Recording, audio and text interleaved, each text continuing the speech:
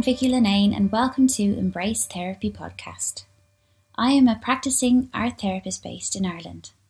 In each episode, I will interview guests from various fields of therapy and well-being with the aim to encourage healing through embracing therapy.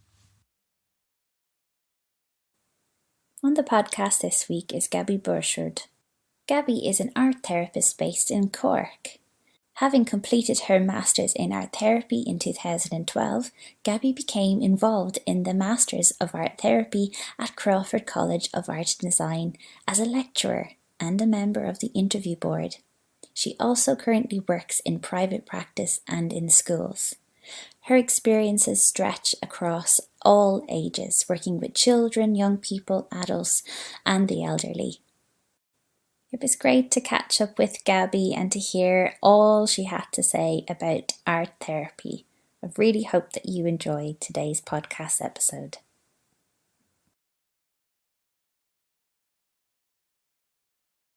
When I think of you today, like in this present day, it's through Instagram and it's together at the kitchen table. So that's this beautiful page that you have where you're talking about, like, I think like art as therapy, because it's definitely, has some moments of introducing an art activity or some kind of way of connecting with the family around the kitchen table. But I'm so fascinated to know where it came from where did that idea come from and how did you get it to be so beautifully illustrated on the social media? Thank you.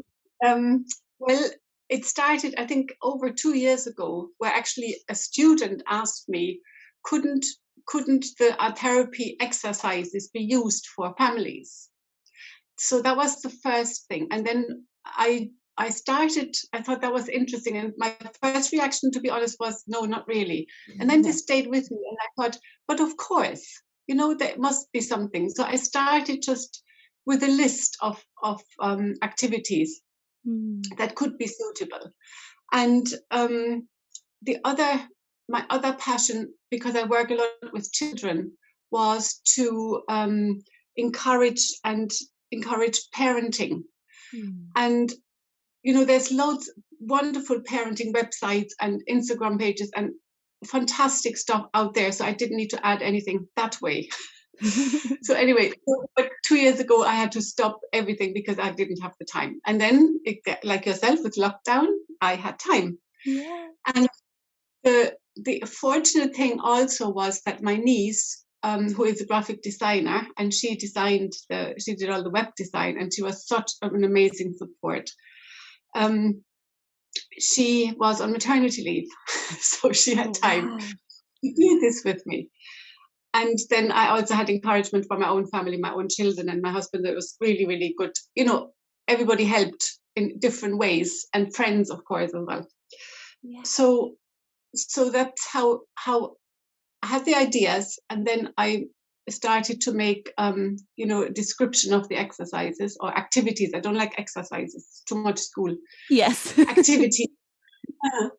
And then I had to have, kind of a template, and then I needed photographs, and that took months. Yeah, they're fabulous photographs, though. They're really beautiful. Thank you. But I learned so much, and it was very enjoyable. And sometimes, like I said, my niece especially was so patient with me, dating everything again. Yeah. So that's how it arrived, really. Because one of the reasons I got so passionate about it was when I work with children, and I ask, and also I teach in a secondary school, and I worked in lots of primary schools. A lot of the times parents have given up on playing games because they're all competitive. And then that causes conflict in the family. Not always, but it's just sometimes when children have already difficulties with expressing their emotions appropriately, then this can happen. Yeah. So I thought, why not do something that's absolutely non-competitive, but everybody has to help and work together, without it becoming a chore, but just a pleasant, fun activity, And yeah, And it's magic the way it happened though for you, because like, what serendipity? Do you know what I mean? That just magic exactly, of really. of just Yeah, timing. You know, we all needed it, and we were all just gathered around, like not yeah, knowing what to do. So yeah. it came at just a perfect time. So lovely. And serendipity, the other perfect timing was my youngest daughter came back from Canada. So she has put up everything on Instagram for me because I still find that daunting. So, so, Yeah, so it is. It's a whole other perfect world. timing. Yeah. Yeah. Gorgeous. Okay, so Yeah. not only are you saying that it's like the family table and we have these activities, it's like your whole family has been helping you getting off the ground, I suppose, which is lovely. Really nice. Definitely. Yeah. Yeah.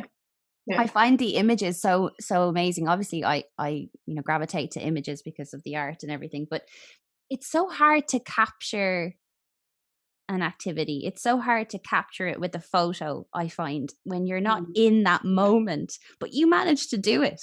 Like, so it's lovely because every single one of them, you've just captured, like, I can share the image, let's say, and Mhm. you can get what you're trying to do even in that image. So then that curiosity is sparked, and then you're like, oh, what is that? And then you click on it and you're like, oh yeah, that's what it is. But it's just it's really lovely, and it's great That to have actually, it. Yeah. thank you, because that was actually my other daughter's idea, because I was despairing with, you know, with the art activities, it's easy to show. But what about family, you know? And I was racking my brain because especially with COVID, I couldn't ask my neighbors' children or I couldn't ask friends' children together. Of course. Yeah. So she said, "But Mom, you have all these figures from the sun tray." So I said, "Yeah, of course." So I made little, you know, tables and whatever little images, and that's how that happened. Yeah. It's fantastic. Yeah. It's like, I don't know, it just makes you so curious. So like you just want to see more. And it's so beautifully done. Like the graphic design obviously is so gorgeous, and your niece is very Yeah. talented. It's lovely to have all aspects of it in there. Beautiful. I will tell her that. She'll be very Yeah. happy. And I hope that her maternity is lovely. I think, is it Germany she's in? Is it in Germany? Yeah, she lives Yeah. in Frankfurt. Yeah. Yeah. I love that. I have a friend in Germany as well, and she was saying that in Germany maternity leave is quite celebrated, and you can take up to 2 years. And for Yeah. her, she went traveling. You know, she was breastfeeding, and she was just like, let's go. So she went around Yeah. Asia, and I was just like, that's so amazing. Yeah. You can't really get that here. You know, you get your 6 months, and then you're like shoved. You know, make a Mm. choice now. So it's Yeah. harder. Yeah. But it's lovely that all those things came together for you. You know, you work with children, and you've worked in secondary school, so that's teenagers as well as children. Um, Yeah. and currently, like, because the schools have been open and closing, have you Mhm. had to change? Did you have to go online? Like, how has that changed for you to see the kids? Yes, it has. With the secondary school, there was nothing I could do really. You know, it wasn't possible to keep it up. I Mm. had, like, during the summer, I offered. I did have a few girls online, mostly phone calls, to help them, to support them. Yeah. Um, and during the whole summer, I had children on Zoom as well, and adults. But I must say, I find it very, very challenging. And you know, while it's better than nothing, Mm-hmm. but it's just not the same as having them in the room. So now I'm very fortunate because we are allowed to see people in person. So I've arranged my room so we have well over 2 meters distance. I wear my mask, and you know, we follow all the regulations. So it's great to have them back in my room and Fantastic. see them, yeah, Yeah. and watch them. As soon as it became possible to work in the room, I just jumped for it. I know a lot of people still haven't gone back into the room, but it's just different, especially with the art. You know, you kind Yeah, of you yeah, kind of miss the yeah. process a good bit when it's on Zoom. So You do, yeah, yeah, yeah, yeah, no, it's yeah. magic being back, and I'm appreciating it so much more now. Just every little glimpse of something changing in the room. So it's lovely. Yeah. But with the age that you're working with now and back in the room, how are you finding it? Like what are the things that are being presented? Like how are children right now? How do you find? It's because very individual, like yourself. Some children find it, they feel very isolated, obviously, because they're not allowed to play with their friends except on activities on online. And some have developed anxiety because of that.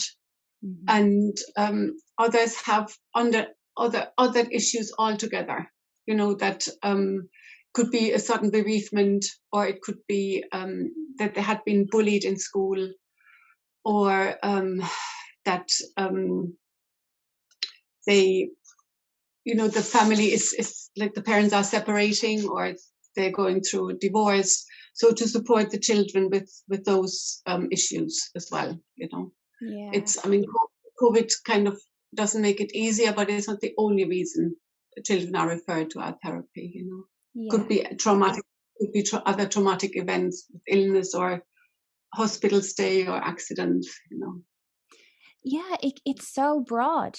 Like the reasons for children to be referred to an art therapist can be so broad. It can be so simple as in, well, my child just doesn't have a good level of self-esteem. Like, they're not making friends as easy as their other peers. And it can be something so small, and it's something that maybe somebody might just let pass. But if it's not really looked at the right time, it can persist and develop and escalate into something else. Yeah. And that thing, the issues that we mentioned earlier, is they can lead to anxiety or insomnia or aggressive behavior or just difficulties to express their emotion appropriately, Yeah. And also, when I work with children, I also work with parents at the same time, like depending on the difficulties, could be maybe every fortnight or once a month, just to help them to understand why their child is acting the way they are or presenting the way they are. And also to educate them a little bit about feelings. I do that sometimes together with the child and the parents as well. Educate them. Why do we get angry? Why can that lead to aggression? What's okay? What's not okay? And my biggest, or my I don't know how to call that. I think my strongest advice to parents is that it's not your job to make your child happy. And I usually get, but it is. And I said, no, it's not. Oh, that's big. Yeah. It's your job to support your child, whatever they come to you with. But, the pressure parents are under when they think they have to make their child happy is huge. And the child is under pressure because they think they have to make the parent happy as well. So it's a vicious circle. Sometimes, most of the times, parents are very sensible and sound and supportive for their children, absolutely. But just sometimes. And it's interesting then, like, something so small, let's say they're quite young and they're picking up on this pressure for happiness. And it's like the carrot at the end of the stick. It's like it's unattainable sometimes for people, and that feeling then is like a grief. Like it's huge as they grow into their teens, and just not meeting the expectations. It can be so, it can just persist. Yeah, it can be really devastating. Yeah, I mean that's why with the Instagram, it can replace our therapy, but it can help children and parents develop a language about expressing feelings and allowing any feeling, every feeling, difficult feelings, happy feelings, allowing them. Yeah, it's like I know with my own little one now, she's 3, she's nearly 4, and the whole thing that I was researching when she was small was that, the dinner time or the eating time was a really important time.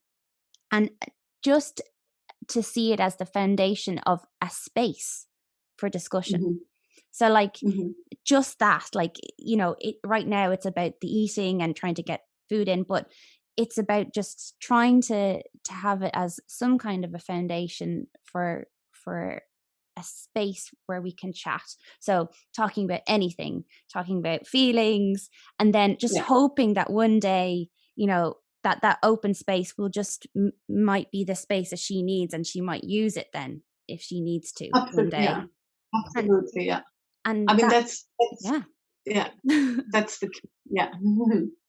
And it's a lot of the teenagers say that they take the food and go to their rooms, you know.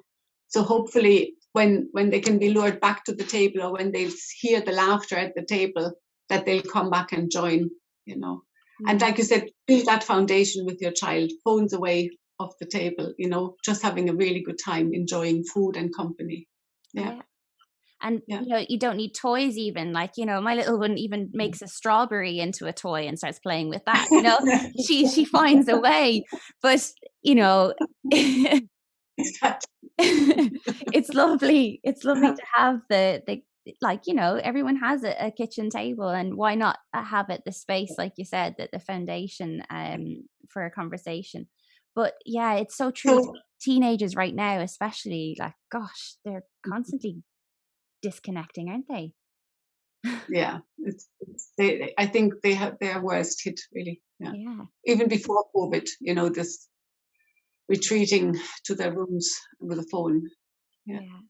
Can I just come back to your little girl? Because she's giving you the lead with the strawberry, you know. So, and you allow her, which is wonderful. You know, you don't say, but that's food. We don't play with food, you know. But you enjoy it, and you can take that as a lead and carry it further. It's great. Yeah. Like, you know, it becomes very interesting when she then decides, I'm going to eat you. Could become something so different. But yeah, no, it's just trying to spark something. So it's lovely. But yeah, I suppose, like, even I think with COVID, it's been so complex for a lot of reasons. Like, if there's, you know, you're talking about families being separated, and that can be a thing that's happening right now.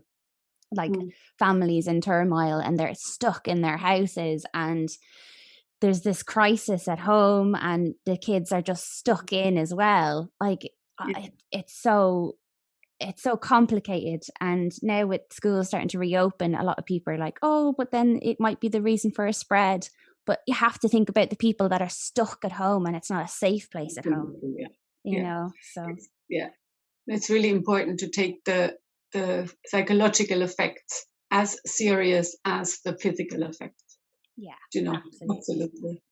I think we're going to be stuck with, you know, a lot of work for the next couple of years, especially around I suppose, like, the anxiety. I think it's a bit like 9/11. Like, if we look at the research that art therapy, especially Kathy Malcody, that she did around 9/11, and the trauma, the PTSD, you know, I say we're going to have something very similar here.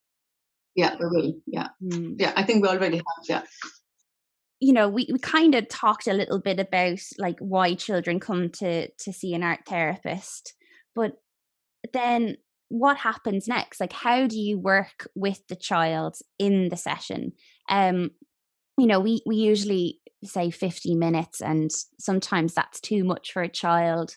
Even, you know, 30 minutes sometimes can be enough for a child, depending on how they are, and what they kind of present with, I suppose. But for yourself, like how do you work with children?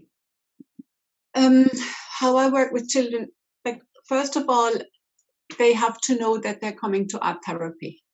So I explain it to the parent and the child together what art therapy is, you know, that it can help us heal, that it can help us express ourselves, that it can help us learn, think differently and act differently. Because sometimes parents say, oh, we'll just tell her it's an art class. And I said, no, they have to know. And then I explain about confidentiality, that what they do and say in the room is between like, I am not allowed to talk about it. They are. So it's not a secret. They can talk to their parents, to their friends. They can tell anybody what they did in the room, but I'm not allowed. And sometimes parents then understandably go, but what, but I need to know. And I would say, well, of course, if there's anything at all, if the child tells me she has a tummy pain, of course you will know about that. Mm-hmm. But I will encourage the child to be part of that the child will tell the parent. So when we establish those boundaries, and we arrange a time and on a weekly basis, if possible. Mm. So usually when they, and they know the room, then they've come with the parents, they know the room, and I show them the art materials. And I compared a little bit to dreaming, that we might do something, like we might dream something and we don't understand anything at all about this dream. So it's the same with our therapy. We might do something, we might make a picture, but we don't know what it means. And that's okay. The subconscious, the very wise part in us knows why it presents, why it allows us to do this. So I explain it in kind of those words. And so then when they come to the session, I ask them how they are. And I usually try and tease out, if they say, oh, I'm grand, I'm okay. I say, well, what's under that grand and okay? Is there a feeling word? Is it a happy okay? Or is it a frustrated okay? We all use okay very differently in different situations. So without going too deep, but I encourage them to use the words and to get in touch with that feeling. Just take a moment. How you really feeling? And what made you feel so like that? So you're happy. So what helped you make happy? So this kind of a few minutes on that. Mm-hmm. And then children usually know what they need to do. Mm. They are very in tune. So they might look around the room and pick materials they like. I have everything is displayed, so they see everything, and they start pouring the paint or getting paper, and they know that they can use however much they want. It's not like it's not like at home or in school where people have to budget, and so here it's you pour out the paint as much as you like within reason, and you can use many pieces of paper or whatever you want, and then they work away. Sometimes children say, well, I don't know what to do, and then of course I'll help them. That either we can do something together now, not with COVID now, but before it might be like the scribbling game. They scribble something and then I add a scribble and then they add another scribble and so on. Or I like and I don't like, just to help me get to know them a little bit. Or that reminds me of that little exercise as well. And then, so either we would do something together, or I suggest kind of themes. Not, I wouldn't tell them now paint a tree or paint a house or whatever. Not like that. It's more abstract themes. I would say, would you like to paint a feeling or express a feeling any way you like, with clay or paint or scribbles? Or it could be, if you were a flower, what kind of a flower would you be? Do you want to paint that or draw that or whatever? Mm. Or if you, what was it else? It's lovely that you're giving them that choice and that autonomy, because it's, it's not often the case for a child to be given a choice, That's it, you see, yeah. And that they know that they have a choice. And the wonderful thing about art therapy is that, that everything that happens in the art therapy room is very symbolic, has a much deeper meaning. So if they make a house, it's not a house only. It's, a representation of the self. Or the flower can be a representation of themselves. Mm-hmm. Or if they act out a battle or a fight, that can mean they have a conflict either with somebody outside or with themselves. Like we all have the voice going, oh no, you should do this, no, you should do the other. And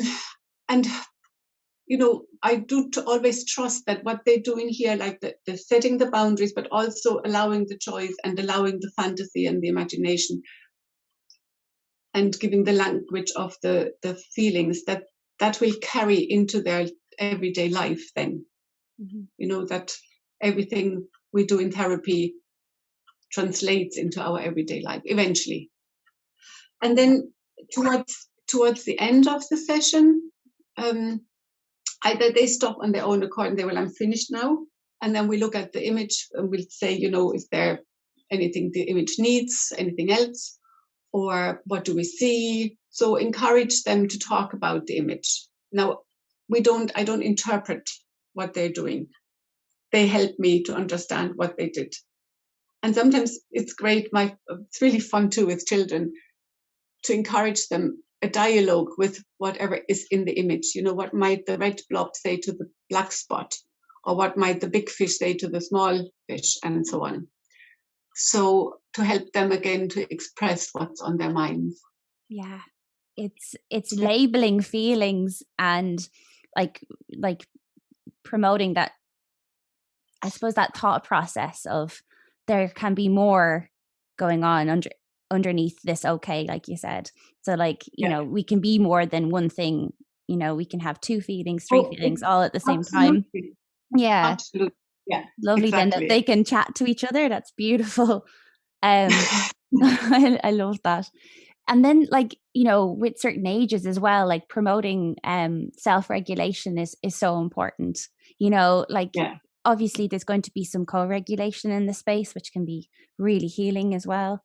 But the self-regulation part, like you're saying, with the pouring of the paint, sometimes even that can be a stage where they just get stuck in that pouring and trying to contain it. And that, like you said, it's got more meaning in the space than it would be at home or, in the art room in school or whatever. And I find, especially with teenagers, they might come in and they might say oh, I'm grand, grand today, and I'm like, oh yeah, you're saying you're grand, but your body's saying different. Your body is a bit it's telling me the opposite. Your body is all folded in and uncomfortable on the chair, and just even for me, naming the way the body is, like you said, how's this big fish, small fish? Sometimes it can be your head is saying you're grand, but your body, look at your body, what would that say to it? Something like that. And we, that's a really good example, because we communicate more non-verbally anyway. Yeah. And we're a lot of times we're not aware of that. No, not at all. And I love that part. It can be very, I suppose, psychoeducational in that way, because you're really teaching them about what their body is actually trying to say, so kind of getting into the body is very interesting. And even with smallies, really small people, 5-year-olds even, it can be really interesting. What's the youngest that you work with at the moment? I think 5 is the limit, really. I think coming or wanting to come or being referred to under 5, I would rather work with the parents. It only because I don't know. I just think it's more appropriate than to talk with the parents how they can help, how can they support the child, and accepting that. Yeah. Sorry. No, do you work dyadic? Do you do mother-child sessions ever? When the child wants it. Yeah. And so it's really child-led what I do. So this has happened a few times. The children come to me and I would ask the parents beforehand, do you think she would come on her own? And they said, yeah, sure she will. But then the child is in the room and said, no, I want my mom to stay. And I've really learned that it's really, really important to listen to that. And they have a reason for that. There's either something they need the parents to hear or see, but they can't, they don't, I mean, it's not that they know that, it's just that they know they need the mom there. And then I try and work with them together, which is really magic. I love that. Yeah. Occasionally you get a dad as well, of course. Yeah. Mostly it's moms, but that's okay. All good. Yeah. And with families that are going through separation or divorce, have you ever worked in that way, with maybe a more blended kind of family? I haven't, to be honest, no. I think I would need more training for that. Family therapy would be best for that possibility. I think for me, like if I can summon up some energy, I think that would be the next thing I'd like to do, family therapy. Yeah. I think it's fascinating. There's a lovely course in Dublin on it as well. And I just keep looking at it all the time. I'm like, oh, it looks lovely. I think if I won the lotto in the morning, I would just go. Yeah. When the time is right, you'll get it. Yeah. Because I think that's the piece of my puzzle that I feel like I'm missing every time there's a family coming to me that they're going through the separation, or there's just something, it could be generational trauma, and you can just pick it up and they're aware of some degree of it. But I think that would be just gorgeous to be able to really look at it with them. And of course, bereavement is an area that I know that you work in as well. I think for me, it's come up a little bit, but not majorly, to be honest.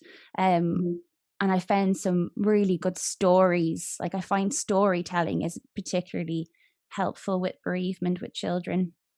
Yeah. What kind of ways do you find children I suppose manage with grief? I think they're so resilient. They nearly show us the way in grief. But absolutely, Vicky, and especially usually, if a child has a good support system at home, they don't need therapy. They work through it themselves. Interesting enough, though, they sometimes can take up to a year or maybe even longer not to mourn themselves, but to wait until everything is okay again. They can trust the adults are together, whatever their surrounding are sound and okay, then they can allow themselves to fall apart. But usually they go through different stages like adults. They can get angry, they can be in denial, they can be acceptance, they can feel guilty. So many complicated emotions, that sometimes are overwhelming even for adults as well. So, okay, in general, children are able to do that. But then again, if the family have themselves been very affected by that death, of course, and they can support the child, or the child might feel the parent has to be protected. Children do all sorts of things to protect the parents, actually. So then it's good to bring them to art therapy and really just to allow. First, I do educate parents and children that it's absolutely human to feel all those complicated feelings, and how we might feel happy for a second and then we'll feel guilty because we shouldn't, because somebody has just died. And so that, and then just allow them to express whatever they need to express. Like I said earlier, they do know what they need, what they usually do. So this is it's a good way of just allowing them, Yeah. It's a complicated one for sure, and I love that you just said that it, the timeline doesn't have to be boom boom boom, and with children, especially when the environment isn't ready for their process, they wait. It's fascinating, really. And so you're an art therapist and you also lecture as well in Crawford, where the Masters in Art Therapy is. So in Cork, where you live in Cork as well, which is gorgeous. Outside of Cork, which is beautiful. Oh, I love Cork. Another place I just would love to go to. Right now, obviously in lockdown we can't, but I think as soon as I can, I'll be going down to the west and sitting in Skull somewhere, I'm sure, or Skibbereen, around that area. I love that kind of part. But how do you find, I suppose the lecturing side of things and that kind of research, and I guess I'm just curious about how it differs to the role that you play as an art therapist and working with clients and trying to sculpt students into art therapists. Like it's such an honor, it's such an honor and a privilege to be able to talk about it. So I'm really curious about it. Well, thankfully they sculpt themselves. Indeed. No, I do love that part as well of my life, of my professional life. It gives me an opportunity to teach and sometimes to preach. And it also gives me an opportunity to do workshops, which I absolutely adore. Apart from working with children, working in groups with adults is absolutely my favorite. And just to see how they develop is such a pleasure, to see how they become more aware of themselves and of their feelings, and how they become now they're all already very caring adults when they come to the course. They have that compassion and empathy for other people, but just to see that develop in a professional way as well, and how they are able to support clients in their placements, it's just beautiful. I think that, like you said, the group work, especially when I was doing my MA, that experiential part, I just adored it. I can understand how that might be the real gem of it all. Yeah, it's lovely. And you mentioned research. I mean, that's fascinating in itself, and it has especially the neuroscience now is behind all the creative arts therapies, which is wonderful. We can now say it's actually proven, that what other people have known for over 100 years, or probably much, much longer, thousands of years, that creativity is so healing. But in the presence of an art therapist or of a creative art therapist, has it added a different dimension again. It's the same with the counseling or psychotherapy. Yeah, it's fascinating. Like I love the research in music therapy, especially because a lot of the time they seem to get more clinical placements. I've seen a lot of brain scans and different parts of the brain lighting up to music, and the feelings associated with that parts. And I love that. It's brilliant. But the same happens, and the same happens with therapy. Colors and shapes and expressing. Yeah, for sure. And I love the polyvagal theory at the moment as well. And it's not directly backing up what we do, but there is definitely overlaps. And I think that's fascinating. So at the moment you're teaching, and you've taught for years as well with ceramics. So you started off that way, I suppose. That was your I guess the root of it all, if you want to say. In a very roundabout way, because I did an apprenticeship in Germany with a potter, so I learned more the craft. I didn't go to art college, so I learned the craft of it and the discipline of it. And then when I came to Ireland and I was teaching adult night courses in pottery, so often I would hear people would say, "Oh God, this is so therapeutic. My God, this is so therapeutic." And I thought, well, for you maybe, but it's my job. So, I did, but it stayed with me. And eventually, I ended up in actually the school I'm still in North Cork, not North Cork, north side of Cork. And I was working in a support center, and I introduced the girls who had a lot of behavioral problems to crafts. First of all, to help their self-esteem and confidence. And then I realized, how much more it could be achieved with that. So then I ended up in art therapy. It's lovely. Wonderful, yeah. Really, really lovely.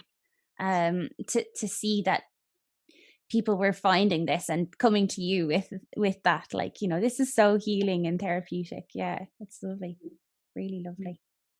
I'm just so really, really grateful that you've had the time to come on to the podcast today and have a chat with me. I know that people can get in touch with you through the ICAT website. Yeah, you can be found there, and on Instagram it's Gabi Beuchert.familyfun. Gorgeous. I might change it to just Gabi Family Fun. I'll share the link, no problem, and people can find you there as well. And you can be found as well on, is it Kushkeem or Kushkeim?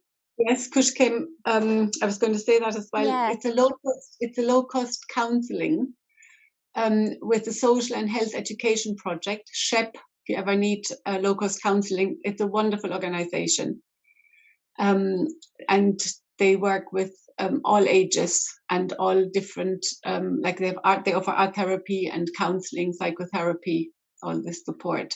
It's fantastic. It's really great that there is that scheme. So that's fantastic. And then, so ICAT would be the more private practice, perhaps, to get you there. Yeah, brilliant. Thank you so much. Thank you so much for having me. I'm honoured. Oh, it's been an absolute pleasure. Great. Thank you very much, Vicky.